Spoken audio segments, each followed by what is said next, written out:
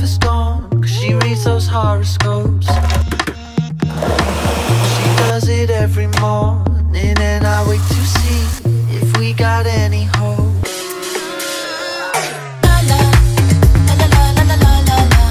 No matter where I go, I'm never in control. I make the stars alive with Capricorn. Here we are, stuffed into a car. We rented a truck so that we could move. Fix my hair, man. You cut me off. I'm sorry. I'm sorry. We rented a truck so that we could exchange couches today. 2 couches. 2 couches. We've collected one, and we got the other strapped in the back. Yeah. We're real cozy right now. I don't know if you can. Yeah. This is Ashraf. This is April.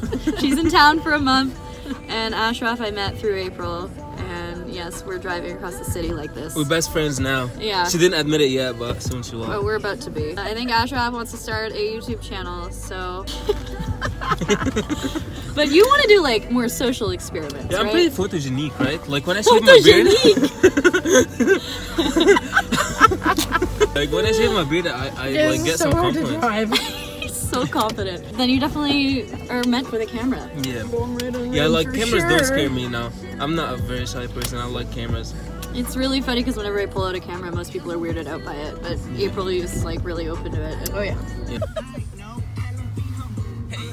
Sit down, bitch. Be humble. What are we doing tonight? Let's see what we have here. So jazz bar, yeah? And we have some 2 for 2.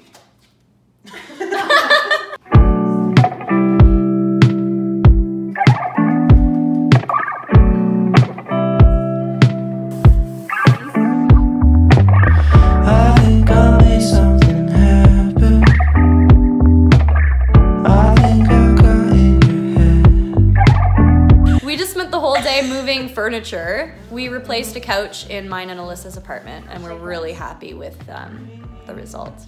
But yeah, now we rented a truck and we moved. Picked in up Toronto. The truck, picked up a big couch, dropped it off at the apartment, loaded the little couch, brought it to some girl, brought it up to her apartment, and then treated ourselves with the Value Village. It's my favorite, not necessarily anyone else. We couldn't have done it without Alyssa's list. You guys need to see this. Alyssa's list. Oh, we don't have it. I recycled it. I prepared like a junket schedule, Operation Couch Distribution, Redistribution. Oh. And I prepared like a minute by minute schedule for my talent. It was down to like the 15-minute mark. And they did it well. Like they did it. And I got a couch out of it. And now we're celebrating. We're going to a bar in Midtown. What's it called? Alley Cats. Alley Cats. I think it's a blues show that we're going to. Yeah, Wednesday night's blues. And it should be really fun. You know, Ryan Gosling saved blues, jazz. So it's good that we're going to this bar. I'm a girl guide, and I do pride myself on how to tie a proper reef knot. And so a lot of people, the way they tie their shoes, they get one loop that's up and one loop that's down. And so when you tie a little bow behind your dress or in front of your belt, like in this case, it's important to tie it in the right way. Catherine will now demonstrate. Can I just put a disclaimer out? I'm wearing long johns underneath these, so they look really like tight and bunched up, you know? So that's why I look like really camel toe-y. So you have your 2 bows here. You do the one that feels wrong, goes over top. Like if this is the wrong way, if you're right-handed and this way that you're tying right now feels wrong, that means you're doing it right. Mm-hmm. Damn. So, whoa! Damn! There it is.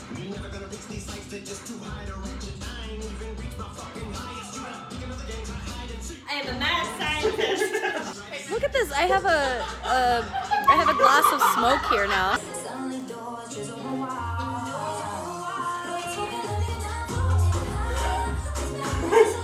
I'm done. I'm tired. Are you tired? Let's go to bed. Yeah. Oh, okay,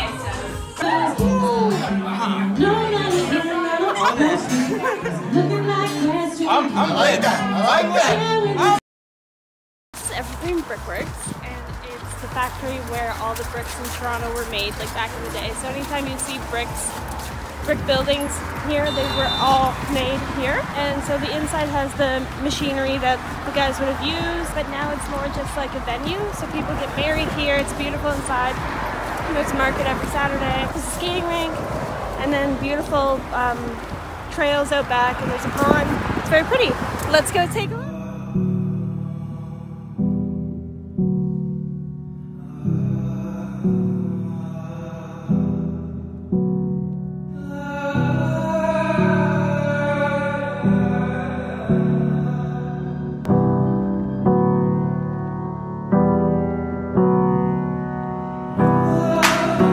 We found our way back to the city we came from.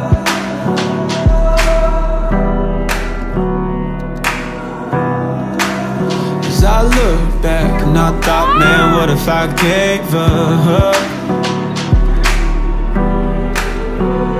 Happy Friday! The last few days have been kind of busy. I'm getting ready for a photo shoot. The photo shoot is in Vaughan, so I need to go and get my sister's car so that I can transport myself there and back and hopefully beat Friday rush hour traffic. Look at what I did to my desk. It has twinkle lights too, so girliest thing ever. And I framed this because a piece of paper on the wall didn't look so hot. It's coming together.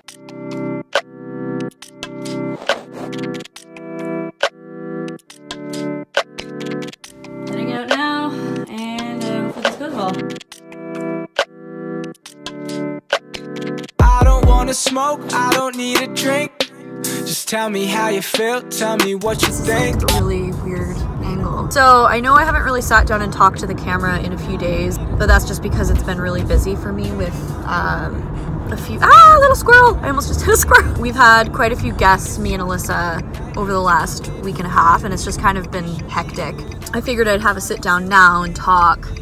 Now we gotta make a right. Are you gonna see the wheel? Oh, you can't even see me. Hello! Oh, goodbye. I was noticing there's like so many really nice houses here, and they're massive because it's outside of the city, so you can actually own real estate here that's larger than a condo. There's all kinds of subdivisions that you can turn into, but okay, wait, what? Am I turning into the subdivision? No way. Okay, I think my shoot is in one of these houses, which is crazy. I'm so excited. I want to see the inside of this. Okay, I just got called in by the photographer, so I'm gonna have to update after the shoot. Sorry. I'm back from my shoot, and it went really well. Photographers are always such like quirky, funny, just really fun people to be around. It's 4:36 now, the sun is setting. I'm heading home, but now I can do a life update now that I'm done that shoot. I booked my flight home to Nova Scotia today. The holidays are a really special time of year for me and my family. I think this might be my last Christmas where my family still has their house in our hometown. It's really heartbreaking to me because I grew up in this house and they want to sell it. I think most of our Christmases, like last Christmas we spent in Florida, and it didn't feel the same.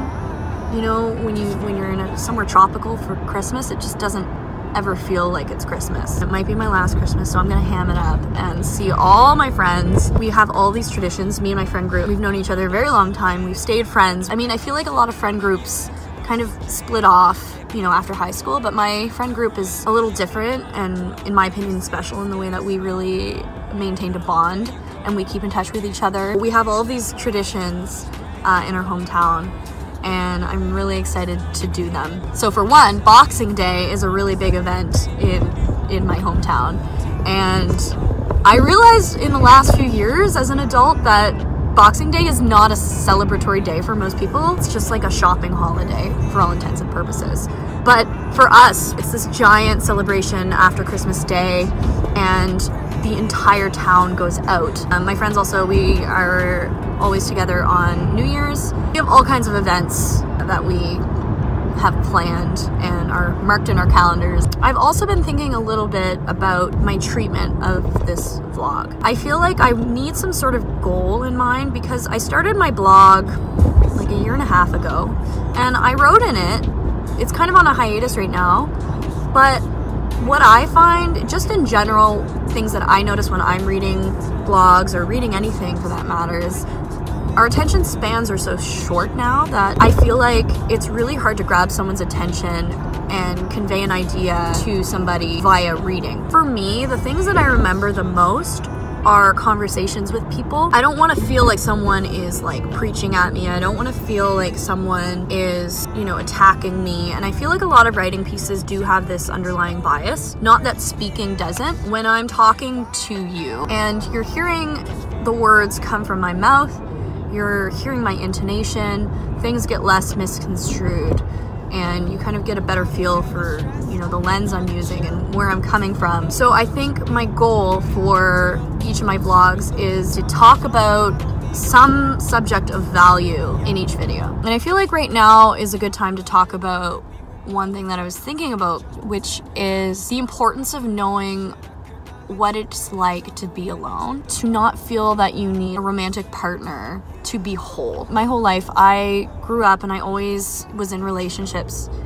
Not always, but I had some steady, serious relationships pretty much since I started dating. I think I kept falling very easily into relationships because it was what I was used to. I was comfortable. Deep down and subconsciously, the idea of being alone really scared me. And growing up also, I was always really busy. My parents enrolled me in all kinds of extracurriculars. I was mostly in like arts, so I was singing, I was acting, I was dancing like 4 times a week. Then I was in the musicals. I also played piano and I took guitar lessons, and I was always busy and always filling my time with activities, and that was my life. And then when I got a boyfriend, I filled my life with that as well, and I made room for that. And so I never really, growing up, had alone time. I never had me time. I never had any spare time to do things that made me happy. Not that my extracurriculars didn't make me happy, but I never had that time to just kind of sit back by myself with my thoughts and fill it with things that gave me meaning. I think that's why I was so uncomfortable with the idea of not having a romantic partner deep down. It scared me because I didn't know what to do with all of that extra time I would have that normally, like on weekends, would be devoted to spending time with my partner. I'm also using the term partner because I've heard it a lot in Toronto and it's a gender neutral term. So yeah, I was in a relationship pretty consistently since I was 16, you know, up until early this year, which is crazy to say out loud as I'm 24 now. The last 5-6 months have been really hard, and thankfully I have an older sister who prepared me for this, and she told me that this would be a really painful time for me, is learning to be alone and be happy alone. And yeah, I was alone, and I currently am alone and have been for the last 7 months now, but I wasn't happy alone up until, I want to say, like a month or 2 ago. And I went through the whole process of healing and being bored and trying to fill my time with things that didn't matter to me.